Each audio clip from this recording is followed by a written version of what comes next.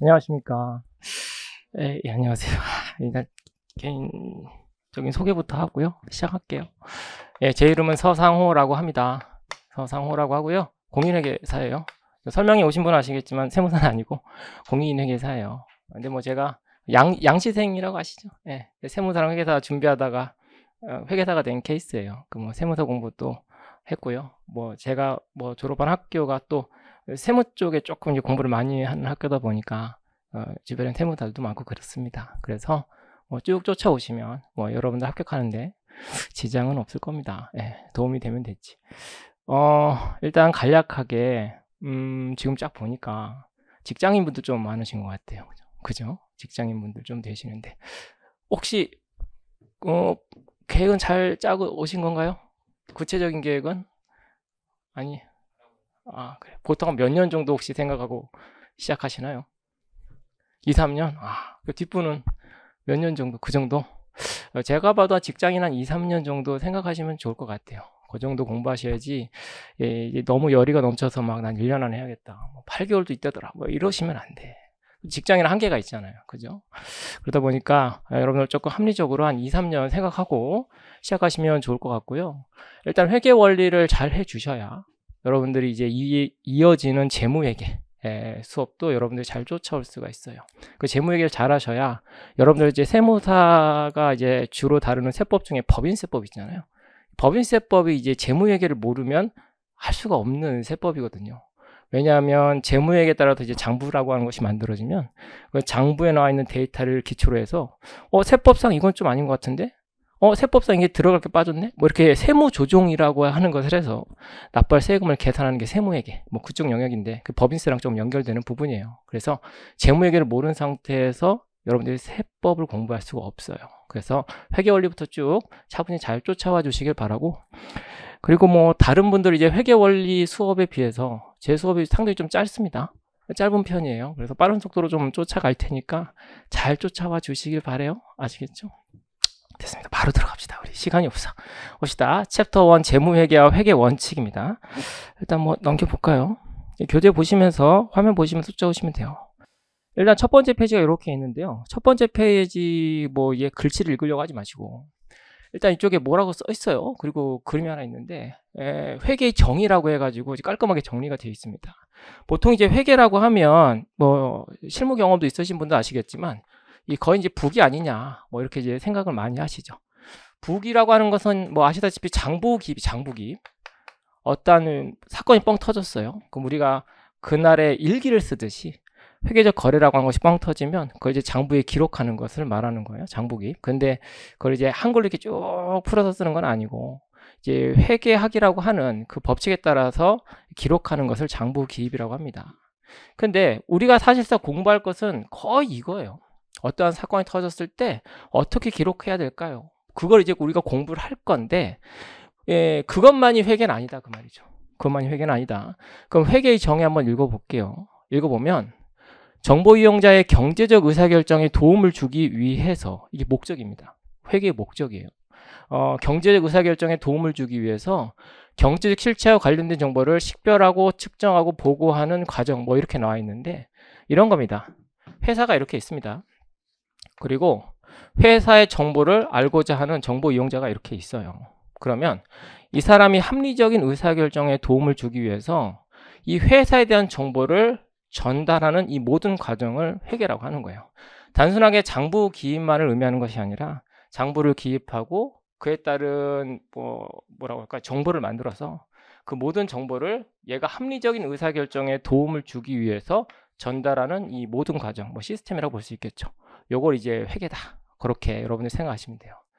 되게 좀 추상적이에요. 사실상 우리가 나중에 공부해 보시면 아시겠지만 뭐 이것에 입각해가지고 우리가 공부하는 건 아니고 아까 말씀드린 대로 부기 중심으로 이제 공부를 할 거지만 어찌됐든 회계의 정의는 이러하다라고 하는 걸 체크해 주시기 바라요.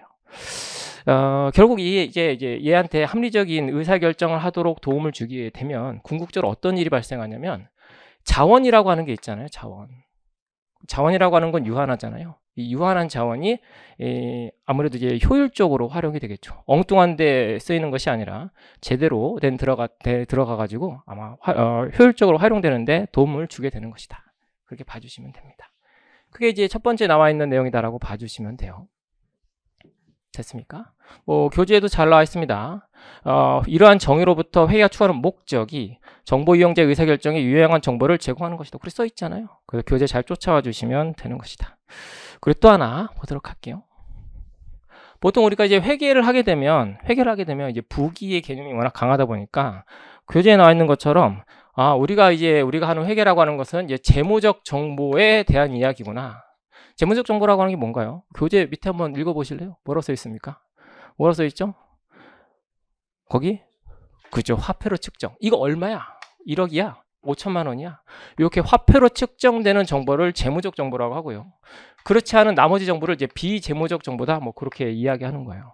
그럼 우리가 앞으로 공부할 것은 결국에는 재무적 정보에 국한된 것을 공부할 것이지만 일단 그것을 모두 아우르는 회계라는 개념은 재무적 정보뿐만 아니라 비재무적 정보까지 포함한 한마디로 경제적 의사결정에 도움을 줄 만한 그런 정보를 모두 말하는 것이다 라고 나와 있어요. 아시겠죠? 중요하냐? 썩 중요하진 않아요. 처음이니까 그냥 한번 그런가 보다라고 넘어가시면 되겠고요. 그 다음 보도록 하죠. 넘길게요. 두 번째 페이지 보시면 회계정보 이용자의 회계분류라고 하는 게 나와 있어요. 뭔가 한 이겁니다. 회계라고 하는 것은 결국에는 어떠한 이용자에게 합리적 의사결정에 도움을 주고자 정보를 이렇게 주는 거라며요. 그죠? 근데 얘가 과연 누구냐를 한번 공부해보자 그 말이죠. 크게 이제 둘로 볼 수 있는데 회사가 이렇게 있다라고 한다면 회사 안에 있는 내부정보 이용자, 경영자가 될 수 있겠죠.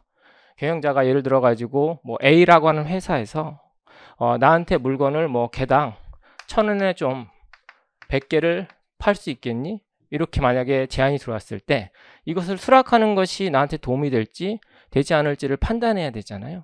그러면 얘한테 정보를 줘야 될 거 아니겠습니까? 그죠?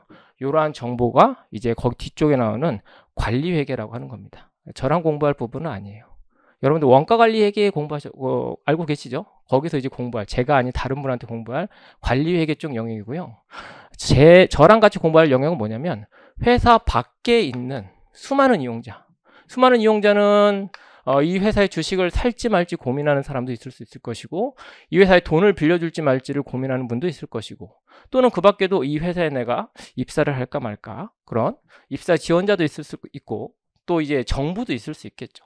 수많은 외부의 정보 이용자에게 어찌되었던 얘들의 의사결정, 그 의사결정을 하고자 하는 것은 제각각이겠지만 그들의 의사결정에 도움을 주고자 이 회사에 대한 정보를 또 전달해 줘야 되잖아요. 요때 우리가 적용되는 것이 재무회계다 그렇게 여러분들이 생각해 주시면 돼요. 아시겠죠? 이건 관리회계, 이건 재무회계. 관리회계는 나랑 공부하는 게 아니고 재무회계를 나랑 공부하는 것이다. 그렇게 봐주시면 돼요. 그럼 조금 더 가볼게요. 혹시 선행학습 하신 분 있나요 여기? 조금이라도? 학교에서 공부하신 분 공부 좀 해보셨죠? 눈빛이 공부 좀 해보셨는데? 그럼 이게 뭐죠? 이게 원가회계라고 하는 게 있었죠. 원가회계 들어보셨죠? 원가회계는 뭐죠? 원가회계는 뭐지? 원가회계는 저랑 역시 공부할 부분은 아니에요. 근데 원가회계는 이거예요. 제조회사에서 이제 물건을 만들잖아요. 그럼 이 원가가 도대체 얼마인지를 명확하게 집계를 해야, 합리적으로 집계를 해야, 원가는 요 정도니까 판매가는 요 정도 잡아야겠다. 그런 이제 전략적인 의사결정이 이루어지겠죠. 그 원가를 집계하는 게 원가회계예요. 그러면 저랑 공부 안 하나요? 저랑 공부 안 해요. 왜냐면 이 원가회계까지 집어넣으면 너무 뚱뚱해져. 그래서 여러분들이 원가회계는 관리회계 선생님하고 공부를 할 거예요. 원가회계에서 공부를 하고 그걸 기반으로 내부 의사결정을 어떻게 할지 그 원가 관리회계라고 보통 그렇게 이야기하죠. 원가회계는 결국에는 우리가 원가관리회계라고 공부하지만 관리회계와 재무회계, 재무회계도 당연히 원가에 대한 정보가 들어가요. 그래서 원가회계는 재무회계랑 관리회계 양쪽에 영향을 미치는 것이다. 그렇게 봐주시면 되겠고, 또 있어요. 세무회계라고 하는 것도 있죠. 세무회계는 뭐죠? 세무회계는 세금 계산하는 거예요. 세금 계산. 아까 제가 말씀드린 거 있잖아요. 우리가 재무회계를 잘해야 법인세를 잘해요. 여러분들 세무회계를 잘할 수 있어요. 그 세무회계예요. 이거 뭐냐면 세금 계산하는 회계예요. 세금 계산하는 회계. 그러니까 기본적으로 장부가 작성돼서 이 회사가 재무회계 기준에 따라서 예를 들어서 1억 원을 벌었어요. 근데 1억 원을 벌었다라고 재무회계 규칙에 따라서 계산이 됐지만 세금을 계산했을 때는 이게 1억 원이 아닐 수 있거든요. 그래서 이걸 조정하는 게 세무조정이라는 거예요. 역시 저랑 할 건 아니에요. 세법 선생님하고 할 거죠. 아시겠죠? 그래서 크게 이제 재무회계랑 관리회계가 있는데, 원가회계는 얘네 둘에 모두 이제 겹치는 부분인데, 뭐 조금 더 겹친다라고 한다면 관리 쪽이 조금 겹칠 수 있는 것이고, 세무회계는 완전 다른 영역의 것인데, 결국 이제 세금을 계산하는 회계가 세무회계다. 그렇게 여러분들이 생각해 주시면 돼요. 됐습니다. 그와 관련된 내용이 쭉 써 있습니다. 보시면 외부정보 이용자라고 해서 투자자, 채권자, 일반 대중, 정부, 규제기관, 다양한 이해관계자가 있을 수 있다. 내부정보 이용자는 경영자 등이 있을 수 있다라고 나와 있습니다. 됐습니다. 그 정도 봐주시면 되겠고, 그 밑에 보시면 내부 정보 이용자와 외부 정보 이용자로 구분을 해서 우리가 내부 정보 이용자에게 해당되는 회계는 관리회계, 외부 정보 이용자에게 해당되는 회계는 재무회계, 그렇게 여러분들이 생각해 주시면 돼요. 됐고요. 넘깁시다. 그 다음 이제 내부 정보 이용자에게 제공되는 관리회계에 대한 특징이 살짝 나와 있는데 이걸 잘 봐주세요. 우리 회사 안에 있는 경영진 등은 숫자가 많을까요? 적을까요? 그렇게 많지는 않을 거예요. 그죠? 아무리 삼성이라고 해도 그렇게 많지는 않겠죠. 몇천 명 되진 않을 거예요. 몇천 명 되려나? 어쨌든 많지는 않을 거라고요. 그럼 얘네들한테 의사결정에 도움을 주기 위해서 정보를 전달할 때 IFRS, 우리 앞으로 공부할 거예요. IFRS 기준에 따라서 정보를 드릴게요. 이렇게 하면 될까요? 엔지니어도 많고 우리가 재무회계의 지식이 전혀 없지만 사업적 마인드가 뛰어난 경영자도 많을 텐데 얘네들한테 정보를 전달하는데 꼭 우리가 지금 공부해야 될 재무회계 기축에 맞춰가지고 정보를 전달해야 될까요? 그럴 필요가 없겠죠. 그렇게 하면 오히려 잘리겠지. 이게 뭐 하는 거야? 그럴 거 아니에요. 그죠? 즉, 이 사람의 합리적인 의사결정에 도움을 주기 위해서 어떤 방식이든 상관없어요. 이 사람의 합리적인 의사결정에 도움을 주기만 하면 되는 거예요. 아시겠죠? 따라서 관리회계는 여기 나와 있는 것처럼 특별한 내용이나 형식에 제약을 받지 않고 회계 정보를 산출하는 데 있어서 지켜야 할 지침이나 규칙이 요구되지도 않아요. 즉, 제일 회계의 뭐라고 할까요? 본질에 충실하다? 그렇게 여러분이 생각하시면 돼요. 하지만 재무회계는 달라요. 외부 정보 이용자 얼마나 많아요. 근데 이 많은 사람들이 원하는 바도 제각각이라고요. 얘한테 투자를 할까? 얘한테 돈을 빌려줄까? 이쪽에 지원을 할까? 얘를 감시할까? 아주 많은 외부 정보 이용자가 서로 다른 목적으로 이 회사에 대한 정보를 원한다고요. 그럼 이제 바람직한 것은 얘네들이 원하는 바 그대로 얘한테 한 것처럼 전달하면 제일 베스트겠지만 불가능하겠지. 그래서 일정한 기준에 따라서 작성된 보고서를 공시를 해요. 야, 내가 뚱 띄워놓을 테니까 이 보고서를 보고 네가 합리적인 의사결정을 하면 되겠어. 그렇게 들어가는 거죠. 이 보고서를 작성할 때 이걸 이제 우린 재무제표라고 하는데 이 재무제표를 작성할 때는 일정한 기준에 따라서 작성이 이루어져야 돼요. 왜냐하면 잘 봐요. 예를 들어서 A라고 하는 자가 있습니다. 이 자가 여윳돈이 한 1억 원 정도 있다고 가정해 볼게요. 이 사람이 이제 A라고 하는 회사에 돈을 투자할지 B라고 하는 회사에 돈을 투자할지 지금 고민 중이야. 그 광고 보니까 이미지는 진짜 좋은데 좀 찝찝한데 그런 거죠. 그때 이미지만 갖고 투자하기는 좀 찝찝하니까 이 회사에 대한 정보를 이제 스스로 찾아내게 됩니다. 기본적으로 얻어야 될 게 뭘까요? 그렇죠. 재무제표라고 하는 거예요. A 회사의 재무제표, B 회사의 재무제표. 즉 이 회사의 재무 상태 등이 어떤가? 돈은 많나? 빚은 없나? 그다음 수익성은 좋은가? 이런 것들을 기본적으로 우리가 공부할 재무제표를 통해서 비교하게 되거든요. 그런데 만약에 A 회사도 지멋대로, B 회사도 지멋대로 그냥 마치 광고 전단지처럼 만들어서 재무제표를 뚱뚱 띄워놓으면 이 두 개를 비교할 수 있겠습니까? 못하겠지. 그렇잖아. 여러분들 예를 들어서 학원을 선택할 때 학원 광고만 보고 선택하면 좀 그럴 수 있죠. 그렇지 않아요? 응? 그죠? 물론 이제 굳이 해거스가 최고지만 그래도 그렇잖아. 그죠? 전단지 같은 그런 정보가 돼서는 안 된다 그 말이죠. 그래서 일정한 기준에 따라서 작성하도록 우리가 강조하고 있다라고 봐주시면 돼요. 그래서 우리가 배울 건 뭐냐면 이 재무제표를 작성할 때 적용되는 기준이 있잖아요. 그 기준을 공부한다라고 봐주시면 돼요. 그래서 외부정보 이용자 읽어보면 통일된 지침과 규칙에 따라 작성되어야 한다. 그런 말이 써 있어요. 그 통일된 지침을 우리는 공부하게 될 것이다. 참고로 이제 저 말고 이제 관리회계 쪽 가면 반드시 이렇게 해야 돼요. 기준이 그래요. 그런 말은 안 나올 거예요. 이게 가장 효율적이고 이게 합리적이고 그런 이야기가 이제 펼쳐질 겁니다. 됐습니다. 그 정도 봐주시면 되겠고요. 여기 보시면 책이 깔끔하게 잘 되어 있죠. 보시면 회계정보 뭐 해서 외부정보 이용자, 내부정보 이용자 뭐 이렇게 나와 있는데 아까 말씀드린 대로 봅시다. 회계정보, 내부정보 이용자한테 제공되는 회계 뭐라고 했어요? 이거 뭐라고 했습니까 이거? 이게 관리회계, 이게 관리회계라고 하는 겁니다. 이게 관리회계. 그럼 요거 뭐라고 했습니까? 예, 이게 재무회계입니다. 이거 저랑 할 거 이거 재무회계. 아시겠죠? 근데 밑에 이상한 게 써 있어. GAAP에 따라 회계정보 작성 및 제공. 이게 뭐냐면 이게 갭이라고 하는 건데 일반적으로 인정된 회계처리 준칙이라고 봐주시면 돼요. 예, 갭이라고 하면 그냥 일반적으로 인정된 회계처리 준칙에 그 안에 이제 한국채택 국제 회계 기준도 들어가고 일반 기업 회계 기준 뭐 그런 거 다 들어가는 거예요. 일반적으로 인정된 어떠한 규칙에 따라서 우리가 정보를 만들고 제공해야 된다는 의미입니다. 아시겠죠? 아까 말씀드린 그거예요. 즉 재무제표라고 하는 것은 일정한 기준에 따라서 작성이 이루어져야 된다. 그리고 또 뒤쪽에서 나올 이야기인데 봐요. A 회사, B 회사 다시 불러드립니다. 갑돌이가 얘한테 재무제표라고 하는 것을 작성해서 공시를 합니다. 그러니까 직접 얘한테 우편으로 보내는 게 아니라 다트라고 하는 사이트가 있어요. 다트 공시 시스템에 똥 띄워놓으면 얘가 두 개를 보고 이제 비교를 하게 되는데 얘도 뭐 기준에 따라서 작성했어요. 얘도 기준에 따라서 작성했어요 라고 주장을 해요. 무슨 말이에요? 자신의 성적표를 자기가 막 이렇게 해가지고 저는 80점이에요. 저는 90점짜리죠. 뭐 이렇게 한다는 이야기예요. 그럼 이게 실제 기준에 따라서 작성됐는지 감시가 좀 필요하지 않을까?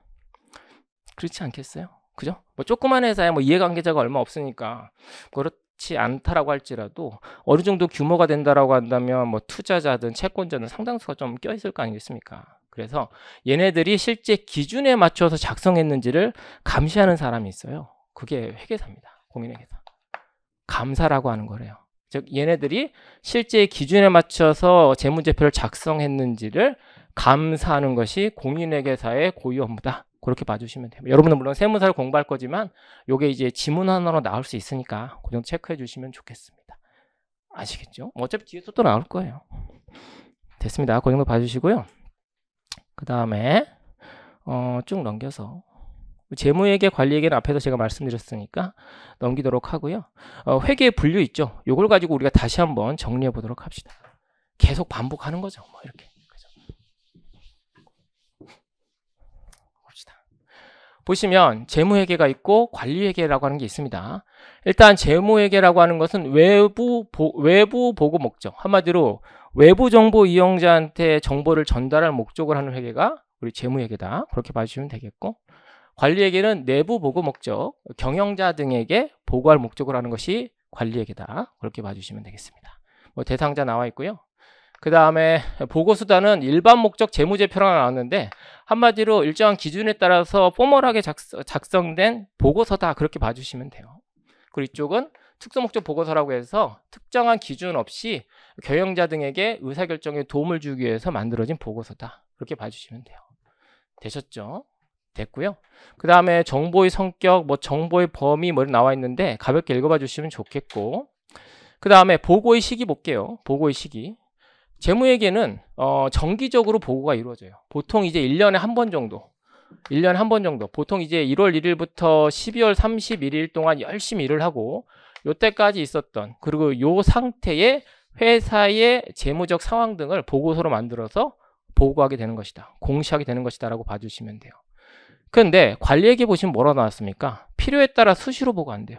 경영자가 아까 A라고 하는 회사에서 예를 들어서 하나당 1,000원에 100개를 나한테 팔아줘? 이렇게 제안서가 들어와서 야, 이게 1,000원이 합당한지 한번, 또 우리가 100개를 만들어도 괜찮은지 한번 내가 의사결정해야 되니까 정보 좀 줘. 그랬더니 12월 31일까지 좀 기다려 주셔야겠는데요. 그럼 안 될 거 아니에요. 그죠? 그래서 얘는 수시로 해야 돼요. 수시로. 아니, 경영자가 달라는데 당연히 바로바로 줘야지. 근데 얘는 당연히 수시로 주면 좋겠지만 돈 벌려고 회사 만들었는데 계속 보고서 찍다가 날 셀 수는 없잖아요. 그래서 일정한 텀마다 보고서가 발행되는데 최소 1년에 한 번은 이게 보고가 되게끔 되어 있기 때문에 보통 1년을 주기로 하나씩 나오게 되는 것이다. 물론 이제 상장회사 같은 경우는 자주 나와요. 상장회사 뭐 삼성이나 현대 같은 경우에는 뭐 분기별로 반기별로 보고서가 나오긴 합니다만 보통 이제 그렇게 큰 규모 상장 등이 아니라고 한다면 보통 1년에 한 번 그렇게 나온다라고 봐주시면 돼요. 됐습니다. 그리고 이제 재무회계 관리회계 뭐 가볍게 봐주시면 재무회계는 과거의 결정에 대한 정보라고 나왔는데 결과에 대한 정보라고 나왔는데 이게 뭐냐면 아까 제가 처음에 설명드릴 때 이런 거 했었잖아요. 어떠한 회계적 거래 한마디로 사건이 터지면 그것을 장부에다 기입하는 거 우리 이것을 북이라고 했습니다 하면서 북이 얘기했죠. 그죠? 어떠한 사건이 터지면 장부에 기입을 한다고요. 그 장부에 기입된 걸 쭉 모아서 재무제표가 나오는 거예요. 일기장이나 뭐 아니면 성적표나 뭐 그런 컨셉이라고 봐주시면 돼요. 그러다 보니까 재무회계는 과거의 결과에 대한 정보가 주를 이루고 있습니다. 물론 예측치도 들어가 있습니다만 일반적으로 올해 매출은 얼마고 매출원가는 얼마고 비용은 얼마고 그런 이야기가 주로 써 있죠. 하지만 관리회계는 아무래도 특수한 의사결정 등에 들어가는 정보다 보니까 재무회계에 비해서 아무래도 미래지향적인 정보가 많이 들어간다. 그렇게 봐주시면 돼요. 됐습니다. 뭐 그 정도 체크해 주시면 좋겠습니다. 여기 보시면 세무회계에 대한 이야기도 있거든요. 이미 말씀을 드렸으니까 넘어가도록 하고요. 봅시다. 그 다음 재무보고에 대한 이야기가 있습니다. 재무보고 한번 읽어보면 회계정보를 외부정보 이용자에게 제공하는 것을 재무보고라고 한대요. 즉 내부정보 이용자 말고 회사 밖에 있는 사람한테 무언가 정보를 제공하는 것을 재무보고라고 그렇게 규정하고 있고요. 재무보고를 할 때 가장 대표적인 수단이 아까 말씀드린 재무제표라고 하는 겁니다. 재무제표. 그 회사의 재무와 관련된 갖가지 표다. 그렇게 봐주시면 돼요. 재무제표. 여러분들 앞으로 이 재무제표 작성과 관련된 것을 공부하게 되는 겁니다. 되셨죠? 그 정도 봐주시면 되겠고 그 다음에 밑에 보시면 재무제표 특정 시점의 상태를 나타내는 재무제표와 특정 기간의 변동을 나타내는 재무제표로 구분이 된다 이렇게 나왔습니다. 아까 말씀드린 대로 재무제표는 그 회사 재무와 관련된 갖가지 표를 했어요. 표가 하나가 아니다 그 말이죠. 그 표를 가만히 봤더니 특정 시점에 대한 정보를 주는 표도 있고 특정 기간에 대한 정보를 주는 것도 있더라. 그렇게 이제 표현이 되어 있는 것이죠. 그죠? 그럼 이런 것들이 구체적으로 어떤 것들이 있는지 한번 보도록 하죠. 다음 페이지에 나와 있는데 봅시다. 슬슬 어려워지죠. 봅시다. 슬슬 어려워져요. 봅시다. 일단 첫 번째로 재무상태표라고 하는 게 있습니다. 재무상태표. 재무상태표 외우셔야 돼요. 재무상태표. 어차피 자연스럽게 외워질 겁니다. 아주 지겹게 나올 거거든요. 보시면 특정 시점입니다. 우리가 예를 들어 가지고 뭐 전산회계 1급이다. 그러면 저 특정 시점이 별이 엄청 들어가야 돼. 특정 시점. 하지만 세무사를 공부하는데 저기 별표 치기 조금 민망하긴 해. 근데 회계 원리니까 특정 시점. 한마디로 지금 얼마 있어요 주머니에? 그거예요. 아시겠죠? 지금 얼마 있니? 너 지금 빚 얼마니? 그런 거 있죠. 자산 얼마니? 특정 시점에 대한 정보가 재무상태표다라고 봐주시면 돼요. 아시겠죠? 그런데 특정 시점 말고 특정 기간이라고 하는 것도 있잖아요. 한 달이라서 얼마 보세요? 그거예요. 아시겠죠? 기간. 1월 1일부터 말일까지 기간. 기간에 대한 정보를 주는 것이 또 세 가지 표가 있다라고 봐주시면 되겠습니다. 간단한 예를 들어볼게요. 예를 들어서 1월 1일 날 내가 회사를 차렸어요. 회사를 차렸는데 내가 경영 능력은 없고 물려받은 유산만 좀 있었던 거예요. 근데 이거를 가만히 봤더니 내 친구가 경영 능력이 엄청 좋은 거예요. 야, 내가 너한테 투자를 할 테니까 내가 너를 고용할 테니까 네가 전문 경영인으로서 요 회사 한번 꾸며봐. 그렇게 들어간 거죠. 그래서 내가 회사 돈 내 돈 이제 한 10억을 집어넣고 그 다음에 은행에서 한 5억 정도를 빌려서 15억짜리 회사를 만들게 됐습니다. 뭐 이 표가 어떻게 구성됐는지는 나중에 설명드릴 거예요. 이거 내 돈이라고 할게요. 내 돈 10억 집어넣고 은행으로부터 빚이라고 할게요. 빚을 5억 빌려서 15억만큼의 돈을 가지고 회사를 스타트합니다. 내가 옆에서 계속 기웃거리면 오히려 니한테 방해되니까 나는 해외여행 갔다 올게. 12월 31일 날 봐. 그렇게 된 거죠. 그 12월 31일 동안 1년 동안 내 친구가 열심히 일을 했어요. 그래서 친구야 열심히 일을 했니? 그때 막 웃고 있어. 아 잘했지. 그러는 거예요. 그러면 지금 너 빚 얼마니? 아 빚은 안 갚았어. 뭐 나중에 갚지 뭐. 빚은 그대로 있는 상태였어요. 그러면 자산은 얼마 정도 되니? 야 네가 나한테 준 돈이 15억이었잖아. 놀라지 마. 25억 만들었어. 그럼 내 돈이 얼마가 된 거야? 20억. 이렇게 계산이 되는 거죠. 요게 재무상태표예요. 12월 31일 현재 이 회사의 자산은 얼마일까? 부채는 얼마일까? 그래서 내 몫은 1월 1일 자산은 얼마였지? 부채는 얼마였지? 그래서 내 투자금은 그렇게 들어가는 거죠. 요게 재무상태표라고 하는 겁니다. 아직 별거 아니죠. 그러니까 특정 시점에 대한 정보를 주는 거죠. 근데 지금 보시면 특정 기간에 대한 것도 정보를 제공한다라고 했잖아요. 그럼 잘 보세요. 친구야, 기분은 좋은데 나는 참 궁금하다. 네가 어떻게 10억을 벌었니? 라고 물어보니까 이런 이야기를 하는 거예요. 야, 네가 준 15억 가지고 일단 물건을 샀지. 물건을 사가지고 그거를 내가 25억에 팔았어. 아 잠깐만, 25억? 35억에 팔았어. 맞나? 15억. 죄송해요. 25억이지. 죄송합니다. 15억에 물건을 사서 그걸 25억에 팔았지. 그래서 내가 10억짜리를 25억으로 불려서 10억만큼 불린 거야. 나 잘했지? 한마디로 이 경영자가 얼마만큼 잘 경영했는지 성적표라고 하는 것을 보여주는 것인데 그게 바로 여기 나와 있는 포괄손익계산서다라고 봐주시면 됩니다. 아시겠죠? 포괄손익계산서. 한마디로 경영자의 성적표다.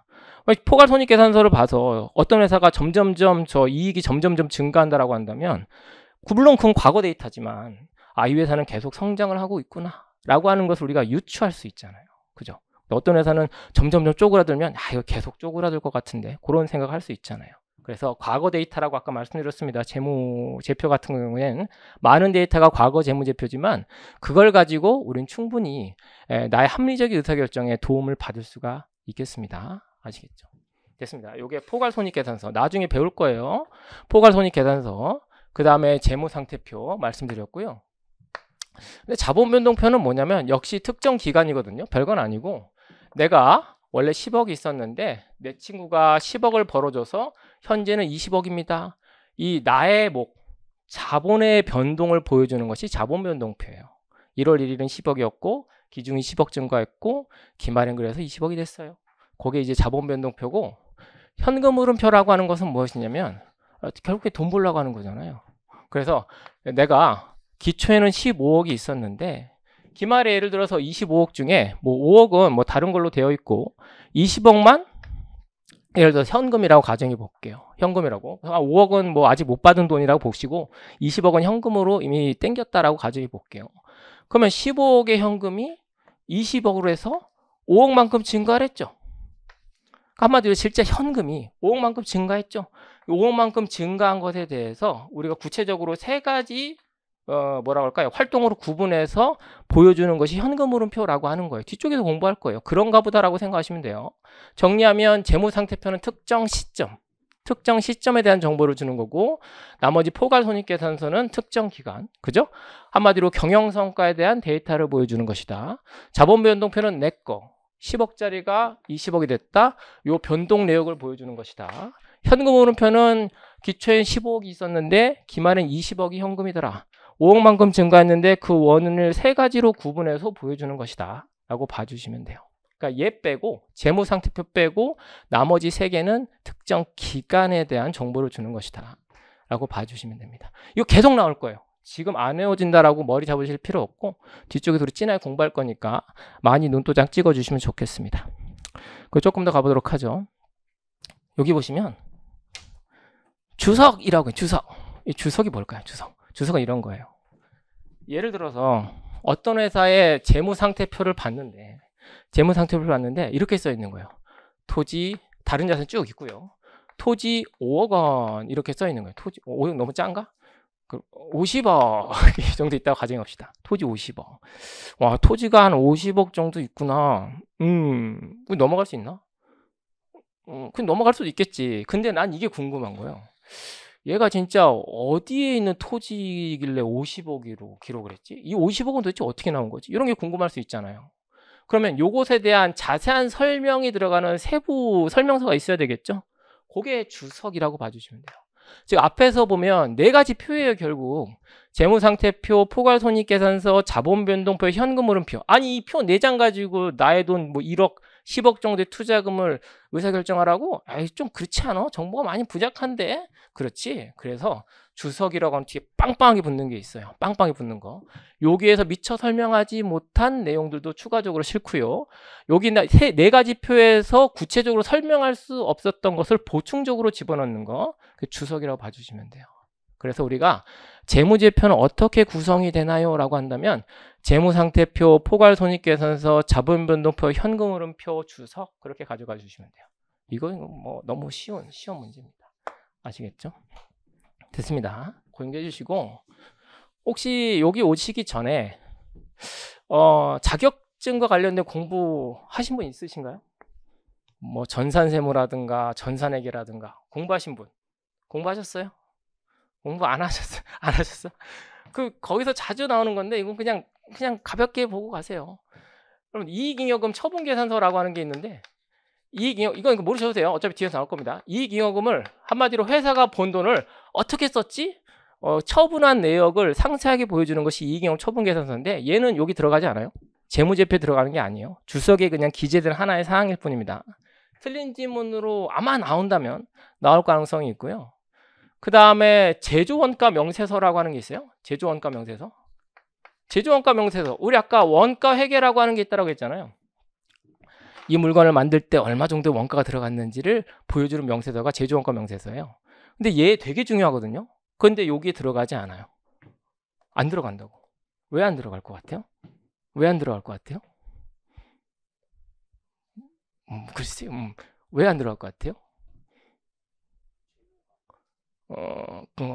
약간 뭘 것 같아요?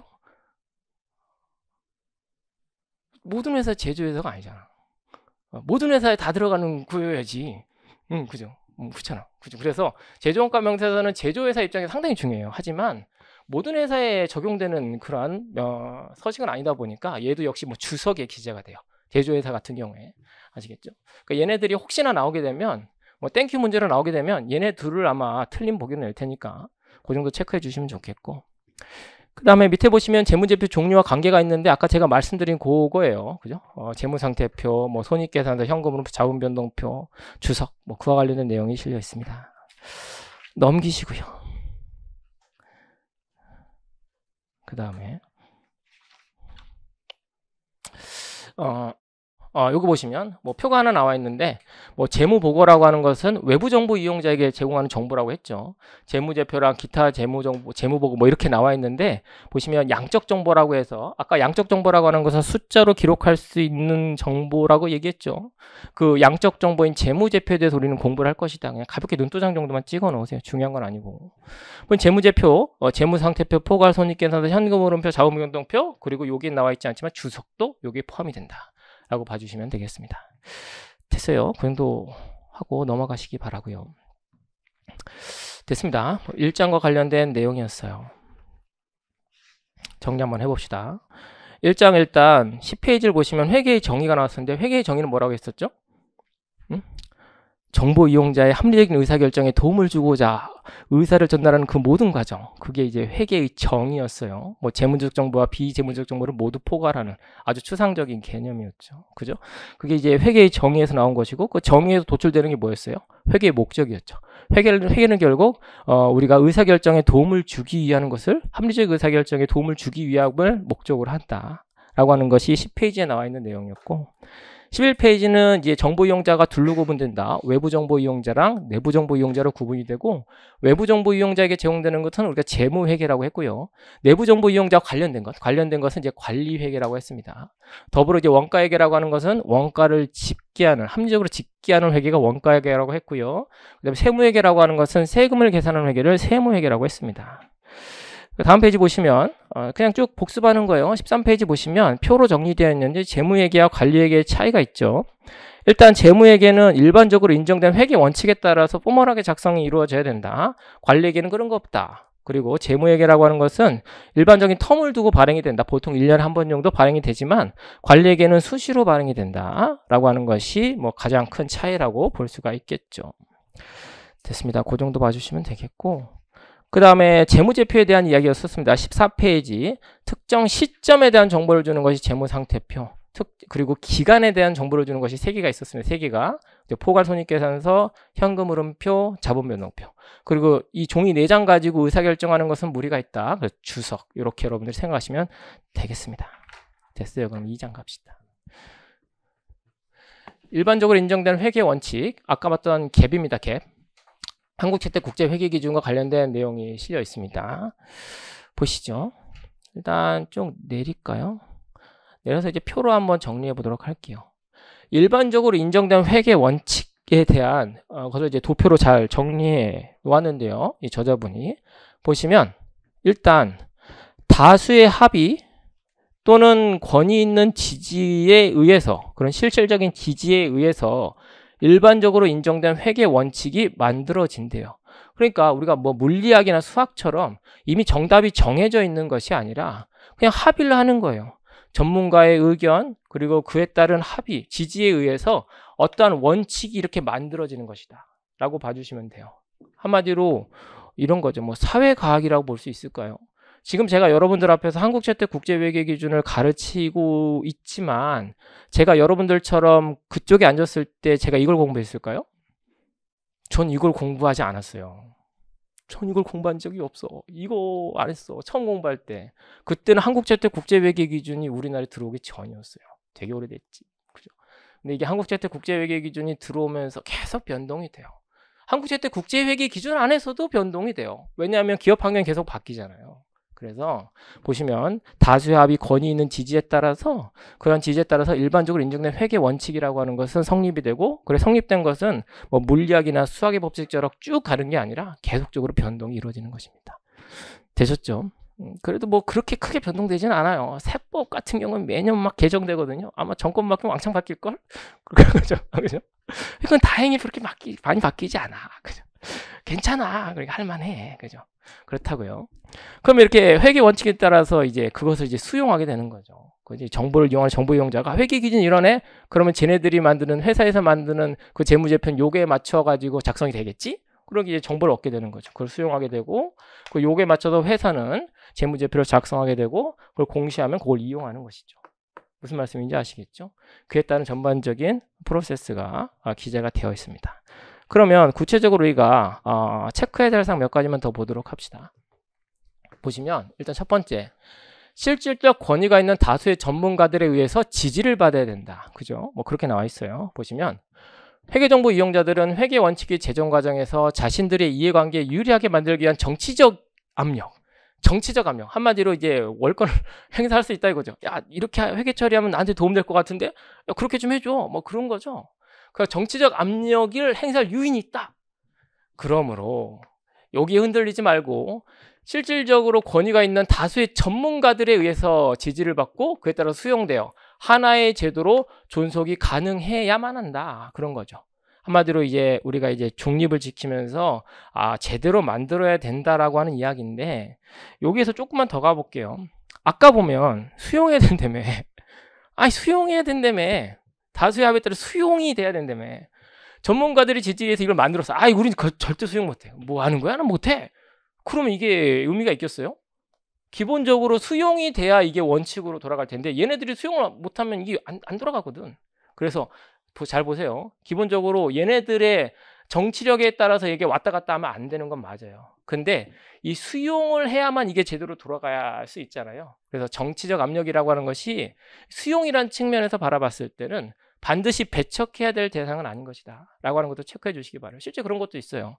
신나게 만들었는데 이거 수용하기 너무 힘든 거야. 그리고 작성할 때 작성자 입장에서, 회사 내부 작성자 입장에서 이게 실무적으로 너무 왁구가 안 맞는 거야. 그리고 좀 수정해 주세요. 이거는 실무적으로 맞지도 않고 좀 못해요. 그래서 바뀌는 경우도 있어요. 실제. 아시겠죠? 됐습니다. 그 정도 봐주시기 바라고요. 그다음 중립적인 성격 가볍게 읽어봐 주시면 좋겠고, 중요한 건 이거죠. 아까 봤던 가변성 이게 중요하죠. 회계 원칙은 경제적, 사회적 환경에 따라서 변화를 하는 겁니다. 그래서 회계는 사회과학이므로 시대 흐름에 따라서 바뀌는 특징이 있다. 그렇게 봐주시면 됩니다. 됐습니다. 그 정도 봐주시고요. 쭉 내려서 회계 기준의 제정, 뭐 썩 중요하진 않습니다만 그래도 좀 체크를 해봅시다. 뭐 지문 하나 정도로 나올 수 있는 사항이니까 가볍게 봐주시면 한국 회계 기준원이라고 하는 곳에서는 기업 회계 기준을 제정, 개정, 해석, 질의회신 등 관련 업무를 수행한다. 한마디로 기업 회계 기준의 제정 등을 담당하는 곳은 어디냐? 한국 회계 기준원이다 그 말이죠. 과거에는 정부에서 회계 기준을 작성했어요. 근데 정부는 누구죠?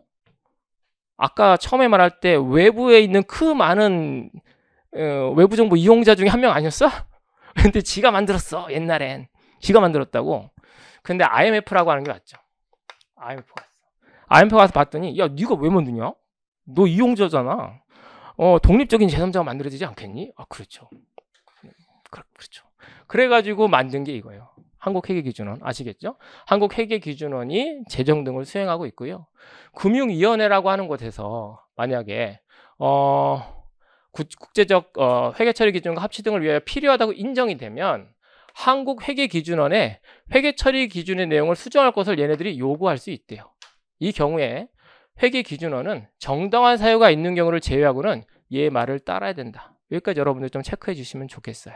아시겠죠? 요거는 중요한 건 아니에요. 다시 한번 말씀드리면 중요하진 않지만 우리가 말문제 대비용으로 가볍게 정도 체크해 봅시다. 됐습니다. 그 정도 봐주시면 되겠고요. 넘기도록 하죠. 그 다음에 외부감사제도 아까 말씀드렸던 거예요. 회계사가 하는 일 가볍게 읽어보면 외부감사제도란 여기 있죠. 외부감사제도란 기업의 경영자가 작성한 재무제표가 일반적으로 인정된 회계 원칙에 따라서 작성되었는지를 독립적인 전문가가 감사를 수행하고 그에 따른 의견을 표명함에 따라서 재무제표의 신뢰성을 높이기 위한 제도이다. 뭐 예를 들어서 A라고 하는 회사가 재무제표랍시고 딱 만들었는데 이게 무조건 공시되는 것은 아니고 외감 대상이라고 한다면 공시되기 전에 회계사들이 이것이 기준에 따라서 작성됐는지를 감사하게 됩니다. 검토 아닙니다. 검토가 아니라 감사입니다. 감사. 검토랑 감사랑 달라요? 네, 달라요. 감사도 빡세다라고 봐주시면 돼요. 혹시 여기서 이제 감사 받아보신 분 있어요? 직장인들 중에? 감사 받아보셨어요? 검토랑 좀 다르죠. 그죠? 예, 빡세요, 빡세. 그죠? 빡세다고, 그래요. 감사를 받아요. 근데 조심하시고, 이 감사를 받아서 이게 이 회사 좋아요, 이 회사 나빠요를 말하는 게 아니라 말 그대로 이것이 정해진 기준에 따라서 작성됐는지를 보는 거거든요. 그래서 내가 우리 회사 못생겼어요. 그럼 못생겼어 쓰면 되는 거예요. 아시겠죠? 우리 회사는 잘생겼어 쓰면 되는 거예요. 얘가 못생겼는데 잘생겼어요 쓰면은 그때는 걸리는 거지. 뭔 말인지 아시겠죠? 그래서 여기 얘가 적정이라는 의견을 표명했다고 해서 이 회사는 좋은 회사다 그걸 의미하는 건 아니다. 이게 기준에 따라서 작성됐구나. 마음껏 보세요. 이게 페이지 가장 앞쪽에 붙거든요. 감사 보고서가. 적정 의견이 붙으면 뒤에 나올 내용이 그래도 기준에 따라서 어느 정도 잘 작성이 됐구나. 중요성 측면에서 문제가 없겠구나. 그렇게 이제 검토 들어가면 되겠고. 만약에 얘가 적정 의견을 주지 않았어요. 예를 들어 한정이나 부적정과 같이 좀 적정하지 않아요 라고 하는 시그널을 주면 뒷검 볼 필요가 없어요. 뭔 말인지 아시겠죠? 이거 쓰레기예요. 보지 마세요. 이렇게 신호 주는데 그래도 한번 볼까? 그럴 필요 없잖아. 그죠? 아시겠죠? 됐습니다. 그렇게 봐주시면 되겠고 넘길게요. 중요한 부분이 아니니까. 한국채택 국제회계기준 봅시다. 이제 저랑 이제 한국채택 국제회계기준을 공부하게 될 건데 사실상 우리나라의 회계기준이 한국채택 국제회계기준만 있는 건 아니에요. 실제 여기서 뭐 회사 생활을 많이 하시는 분, 특히나 이제 관련 분야에 있으신 분들이 좀 있으신 것 같은데 그분들 아마 요거 많이 하지 않나요? 일반기업 회계기준? 그러지 않아요? 그죠? 아니야? 직장 다니시나요? 네, 이거 관련 분야인가요? 아니에요? 아니요? 관련 분야예요? 아니요? 관련 분야십니까? 아니에요? 다 아니야? 관련 분야? 네. 이걸로 작성하시나요, 회사? 좋은 회사 다니시네. 이거는 이제 좀 규모가 있는 상장 기업이 이걸로 하는 것이고, 상장되지 않은 회사 있잖아요. 그 상장 회사라고 한다면 우리가 이제 주식을 사고 팔고 막 그런 거 있잖아요. 뭐죠, 이게? MTS인가? 뭐 켜가지고 사고 파는 그 회사가 이제 상장 기업이라고 봐주시면 돼요. 상당히 좀 규모가 있는 회사라고 봐주시면 되겠고, 그만큼 이해관계자가 상당히 많다. 그런 상장 회사 같은 경우에는 아무래도 이해관계자가 너무 많다 보니까 우리가 이제 조금 어렵더라도 우리가 앞으로 배울 한국채택국제회계 기준에 따라서 장부를 작성하도록 강제하고 있어요. 아시겠죠? 근데 이제 처음 공부하시는 분들이 가장 착각하시는 게 한국채택국제회계 기준만 이렇게 공부하다 보니까 모든 회사가 이것에 따라서 작성하는 줄 알아. 동네 구멍가게도 이걸로 하는 줄 알아. 그게 아니라고요. 상장기업은 어쩔 수 없이 하는 거예요. 어쩔 수 없이. 어쩔 수 없이 하는 거고, 요 정도 캐파가 안 되는 회사 같은 경우에는 다른 기준을 적용받는데, 예를 들어서 아까 그 회계사가 감사하는 회사 있잖아요. 회계사가 감사를 한다. 회계감사도 뭐 동네 구멍가게까지 감사하는 건 아니고 일정한 규모가 돼야지 회계사가 감사라고 하는 것을 하는 거거든요. 근데 그 중에서 정말 큰 상장기업 같은 경우에는 한국채택국제회계 기준에 따라서 무조건 작성을 해야 되는 것이고, 그보다 좀 규모가 작은 회사라고 한다면 요것보다는 좀 작성이 평이한, 그리고 우리가 조금 장부 기록을 함에 있어서 규칙이 좀 명확한 일반 기업 회계 기준에 따라서 작성을 하게 됩니다. 뭔 말인지 아시겠죠? 이거 모르셔도 돼요. 이거 우리가 실무 자격증을 공부하시는 분이라고 한다면, 뭐 전산세무 1급이나 뭐 이런 거 공부하시는 분이라고 한다면 요걸 공부하게 돼요. 그러니까 제가 회계 원리 들으라고 하는 이유는 뭐냐면, 이걸 공부하고 오셔가지고 막 엄청 헤맨다고요. 이상한데? 저 강사 이상한 얘기 하는데. 나는 그게 아닌데. 그게 아니라 기준이 달라요. 아시겠죠? 일반 기업 회계 기준 조금 더 명확하고 작성 용이한 일반 기업 회계 기준에 따라서 작성을 할 수가 있다. 다만 내가 원칙에 따라서 이걸 작성할 수 있지만 예외적으로 내가 원한다면 한국채택국제회계 기준을 작성하셔도 돼요. 즉 한마디로 회계기준원은 모든 회사가 한국채택국제회계 기준에 따라서 장부를 작성했으면 좋겠죠. 그런 마음이 있는 거야. 근데 얘는 그렇게 가고 얘는 조금 힘들 것 같으니까 예외적으로 넌 일반 기업 회계 기준에 네가 원하면 해도 좋아. 그 얘기를 하는 거죠. 아시겠죠? 여기서 이제 아주 유치한 문제 하나 나올 수 있겠죠. 상장기업 같은 경우에 원칙은 한국채택국제회계 기준을 적용하지만 예외적으로 일반 기업 회계 기준을 적용할 수 있다? 그런 건 없습니다. 얄짤없어요. 아시겠죠? 그렇게 봐주시면 되겠습니다. 그리고 밑에 있는 것은 뭐 사실상 중요하지 않아요. 외관부 받지 않는 조그만 회사 같은 경우에는 중소기업 회계 기준이라고 하는 게 있는데, 이게 제가 처음 만들 때 여기저기 막 중소기업 청인가 뭐 돌아다니면서 제가 강의했던 그 내용이에요. 이거 거의 세법이에요. 거의 세법이야. 거의 세법이야. 어쨌든 뭐 중요하진 않습니다. 중소기업 회계 기준에 따라서 적용이 가능하고, 원한다면 뭐 그 위쪽에 있는 일반 기업 회계 기준이나 한국채택국제 회계 기준을 적용해도 되죠.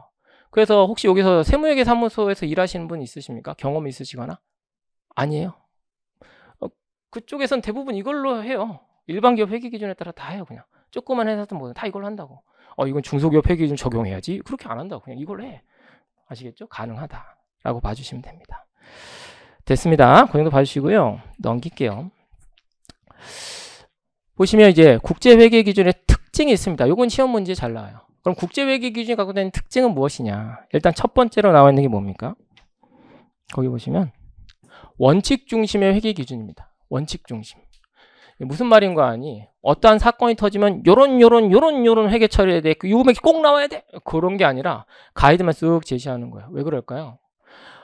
말 그대로 국제회계 기준이잖아. 나라마다 적용되는 상법이나 이런 게 다 제각각일 거라고. 환경도 다르고. 그런데 거기에 천편일률적인 어떤 구체적인 것을 제시할 수는 없어요. 대신 가이드만 제시하는 거죠.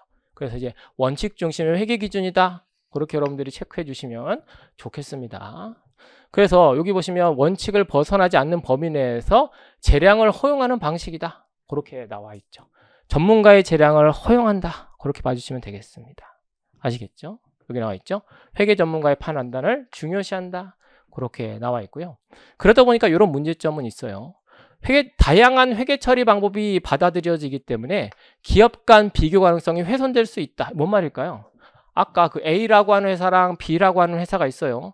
똑같은 사건이 터졌는데 얘는 이렇게 기록을 하고 얘는 이렇게 기록을 한대요. 근데 우리가 한국채택국제회계 기준에서는 원칙만 제시하고 너한테 가장 합당한 회계 처리하면 돼. 이렇게 가이드만 제시한 거라고 했잖아요. 이게 분식이 아닌 거야. 얘한테는 이게 가장 합당했고 얘는 이렇게 회계 처리하는 게 합당했대요. 그러면 오케이 좋다. 한국채택국제회계 기준에 따라서 작성한 건 좋은데 엄마야 내 입장에서 봤을 때 이거 어떻게 비교하지? 어디가 더 좋은지 알 수가 없네. 이렇게 들어갈 수 있다 그 말이죠. 즉 비교 가능성은 훼손될 수 있다. 다양성을 받아주면 훼손될 수 있겠죠. 그렇잖아요. 제가 여러분들 이제 점수를 매기는데 똑같은 문제를 주고 퀴즈를 내고 점수를 매겨야 저분이 점수가 좋고 저분은 조금 공부를 해야 돼. 이렇게 나올 거 아니겠습니까? 근데 이쪽은 관리에게 내고 이쪽은 원가에게 내고 이쪽은 재무에게 내고 점수 높은 사람일 때 이상하잖아요. 그죠? 그래서 다양성이 받아들여지게 되면 그만큼 비교 가능성은 훼손될 수 있지만 기업 간 비교 가능성은 훼손될 수 있지만 기간별 비교, 이거 뭐 같은 비교 가능성인데 얘는 기간별이고 얘는 기업 간이네. 기업 간은 동일 기간 안에 얘랑 얘의 비교를 말하는 것이고요. 그 다음에 기간별 비교 가능성은 이 B라고 하는 회사가 니은으로 작성했겠죠? 그 다음에도 니은, 그 다음에도 니은 이렇게 쭉 계속 작성을 했겠죠. 왜냐하면 이게 가장 자기 회사에 맞는 회계 처리 기준이라며. 그럼 그것에 따라서 쭉 작성을 했겠지. 그럼 이 회사가 요때는 요만큼이었는데 요때는 요만큼이네. 점점 좀 나락으로 가고 있네. 즉 기간 간 비교 가능성은 확보할 수가 있겠죠. 무슨 말씀인지 아시겠죠? 그러한 특징이 있습니다. 됐습니다. 그렇게 봐주시면 되겠고, 그 다음에 표가 나와 있는데 원칙주의, 규칙주의 나와 있는데 가볍게 읽어봐 주세요. 원칙주의의 반대말이 규칙주의예요. 뭐 이러한 사건이 터지면 반드시 요런 방법으로 기재를 해야 돼. 그게 이제 규칙주의고, 원칙주의는 가이드만 제시하는 것이다. 둘의 차이는 가볍게 읽어봐 주시기 바라고요. 됐습니다. 그렇게 봐주시면 되겠고, 그 다음에 공정가치 측정 원칙이라고 하는 게 있습니다. 공정가치 측정 원칙. 제가 처음 공부할 때는 이게 아니었다고 했죠. 저 때는 일반 기업 회계 기준이라고 해서 그 기준서에는 이렇게 써 있었어요. 그냥 가볍게 들으세요. 유형 자산이라고 하는 게 있어요. 형태가 있는 내가 오래 쓸 자산이라고 봐주시면 돼요. 그 건물이나 토지나 뭐 그런 거라고 봐주시면 돼요. 그럼 이 회사가 이제 토지를 갖고 있었다라고 가져볼게요. 토지를 갖고 있는데 장부가를 예를 들어서 5억으로 기록했대요. 5억으로 기록했대. 그러면 지금 뭐 아파트 한 채도 뭐 10억이 넘어가는 게 뭐 세고 셌는데 토지 5억? 이게 뭐야 도대체? 뭐지? 참 뭐 이상한 데 하나 갖고 있나 보다. 뭐 선산 하나 갖고 있나? 뭐 그렇게 생각할 수 있잖아요. 근데 이게 주석에 가봤더니 강남에 예를 들어서 뭐 1000평을 갖고 있더라. 근데 5억으로 이게 뭐야? 1000평인데 왜 강남에 5억? 그런 땅이 있나? 가만히 봤더니 이게 예를 들어서 50년 전에 취득한 땅이래요. 근데 왜 5억으로 기록했어? 역사적 원가주의. 나 50년 전에 5억에 사서 5억을 기록했는데 문제 있니? 나 이거 팔 거 아니라 내가 오래 쓸 거라니까? 여기다가 건물 짓고 막 그랬어. 나 팔 거 아니야. 그래서 누구도 부인할 수 없는 금액을 기재했어. 내가 취득한 50년 전 원가 5억을 기록했지. 할 말 있니? 저 땐 그렇게 공부했어요. 팔 거 아니니까 시세가 얼마인지 그건 관심 없다. 팔 거 아니니까 역사적으로 기록해라. 그렇게만 기록돼 있어요. 근데 이게 과연 맞을까? 외부에 있는 제3자가 봤을 때 이 회사에 대한 전반적인 정보를 파악할 때 이 5억으로 기록된 걸 이 회사가 오해하면 어떡해? 실제 가치가 또 중요할 수 있지 않아요? 내가 계속 사용할 거지만 실제 시대는 지금 500억입니다. 그렇게 기록하는 거지. 이 회사가 이 정도의 가치가 있는 땅을 갖고 있구나. 그럼 이 회사가 만약에 위태위태하면 토지 팔아서 500억 캐시로 땡기면 되는 거잖아. 그죠? 한마디로 내가 투자하는 건 아니지만 실제 이 정도 가치가 있는 것을 보여줄 만한 의미는 있더라 그 말이죠. 그래서 나중에 배우겠지만 이러한 유형자산 같은 경우에는 원가로 기록해도 좋고 재평가 모형이라고 해서 쉽게 얘기하면 공정가치로 네가 기록을 해도 좋다. 선택권을 줬어요. 아까 뭐라고 했어요? 다양성을 인정해 준다며. 기업의 성격에 따라서 지네가 정하라고. 선택권을 줬고 과거에는 없던 공정가치 측정을 대폭 확대했습니다. 그런 특징이 있다라고 봐주시면 되겠고, 그 다음에 연결재무제표 중심이라고 하는 게 있는데 이거 뭔가 아니 이겁니다. A라고 하는 회사가 있어요. B라고 하는 회사가 있습니다. 두 개는 독립된 법인이에요. 인격이 따로 있어. A 회사, B 회사 따로 있는 거죠. 근데 가만히 봤더니 A 회사가 B 회사를 지배하고 있어. 모르셔도 돼요. 지배하고 있다고. 한마디로 내 말에 따라서 다 움직인다고. 그냥 얘는 허수아비인 거야. 얘가 원하는데 다 움직여요. 근데 인격만 나눠져 있는 거야. 인격은 떨어져 있는데 실질은 그냥 다 A인 거지. 다 A야, 다 A. 실질은 다 A 거야, A 거. 그럼 과거에는 뭐 얘 따로 뭐 그렇게 이제 작성을 하는 것도 뭐 괜찮았을지 모르겠지만 이제 IFRS는 나는 무조건 경제적 실질에 따라가는 것이다. 법적으로는 둘이 인격이 다르게 뭐 상법상 둘로 나눠져 있을지 모르겠지만 결국 껍데기 아니냐. 두 개를 묶어서 재무제표. 아까 재무제표 말씀드렸죠. 두 개를 묶어서 하나의 회사처럼 재무제표를 작성해라. 반드시. 그게 연결 재무제표입니다. 연결 재무제표.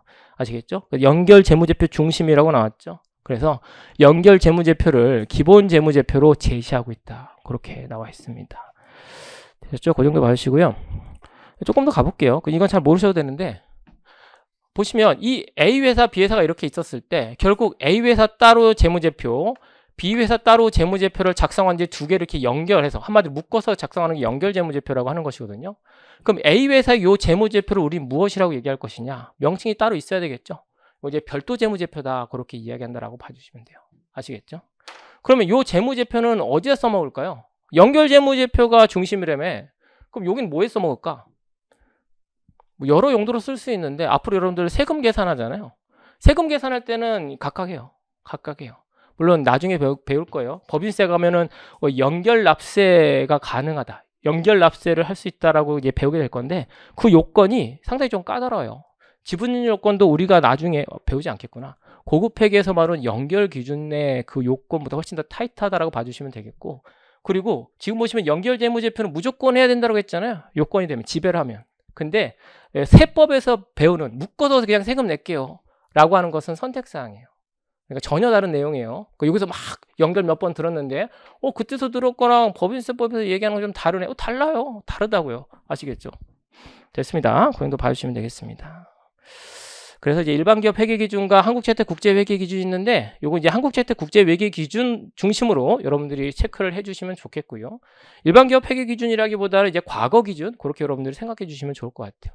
일반기업 회계기준도 요만큼은 아니지만 그래도 많은 부분이 이것과 유사하거든요. 일반기업 회계기준보다는 과거기준 뭐 그렇게 생각해 주시면 좋겠습니다. 그러면 2장 가볍게 우리가 복습하고 마무리 짓도록 하죠. 일단 16페이지 보시면 일반적으로 인정된 회계원칙 도표가 맨 밑에 나와 있습니다. 그 도표 잘 봐주시고요. 일단 다수의 합의 또는 권위 있는 지지에 따라서 일반적으로 인정된 회계원칙이 만들어지는데 일반적으로 인정된 회계원칙은 수용이 돼야 된다고 했습니다. 그죠? 수용을 전제로 한다. 그럼 일반적으로 인정된 회계원칙이 만들어지면 외부정보 이용자들은 그걸 수용해서 쟤네가 만드는 재무제표가 요것에 따라서 만들어졌겠지? 그렇게 이제 정보를 활용할 수 있는 것이고 회사도 요것에 맞춰서 재무제표를 작성하게 되는 것이겠죠. 뭐 그와 관련된 것이 표로 깔끔하게 나와 있고요. 17페이지 보시면 괄호 1번에 실질적 권위가 있는 다수의 전문가들에 의해서 지지가 있어야 한다. 정치적 압력을 행사할 요인이 있기 때문에 실질적 권위가 있는 다수의 전문가들에 의해서 지지가 이루어져야 된다고 했고요. 교재는 없지만 그렇다라고 할지라도 우리가 수용의 측면에서 봤을 땐 정치적 압력이 반드시 배척돼야 될 것은 아니다. 그 정도 봐주시면 돼요. 뒤에 보시면 그와 관련된 문제가 있어요. 가볍게 봐주시면 되겠고 그 다음에 뭐 가변성이 제일 중요하다고 했습니다. 시대의 흐름에 따라서 바뀔 수 있다는 특징이 있다 라고 하는 게 나와 있고요. 회계기준의 제정은 그냥 가볍게 읽어봐 주시고 외부감사제도도 가볍게 읽어봐 주시면 좋겠고 그 다음에 19페이지 한국채택국제회계기준 보시면 우리나라는 크게 이제 3개의 회계기준이 있는데 한국채택국제회계기준, 일반기업 회계기준, 중소기업 회계기준 그렇게 3가지가 있다. 상장사는 무조건 한국채택국제회계기준을 적용해야 되는 것이고 외감 대상이지만 한마디로 회계사로부터 감사를 받아야 되는 회사지만 상장이 아니라고 한다면 일반기업 회계기준에 따라서 작성하면 된다. 다만 네가 원한다면 한국채택국제회계기준을 작성해도 좋다. 비외부 감사 대상은 썩 중요한 놈은 아니고요. 넘기시고요. 국제회계기준의 특징, 일단 원칙 중심이다. 그래서 이제 회계 전문가의 판단을 중요시한다라는 것이 일단 체크할 사항이고요. 그 다음에 그러다 보니까 이제 비교 가능성은 낮아지고 전문가의 판단은 높아진다. 그렇게 봐주시면 되겠습니다. 그 다음에 공정가치 측정 원칙이라고 나왔는데 공정가치 측정의 폭이 확대됐다라고 봐주시면 좋겠고요. 그 다음에 연결 재무제표 중심이다. 그렇게 여러분들이 생각해 주시면 좋겠습니다. 시공계산 핵심 비출 문제 등은 볼 시간이 안 나올 것 같거든요. 우리 잠깐 쉬었다가 챕터 2 회계 원리로 들어가도록 할게요. 잠깐 쉬세요.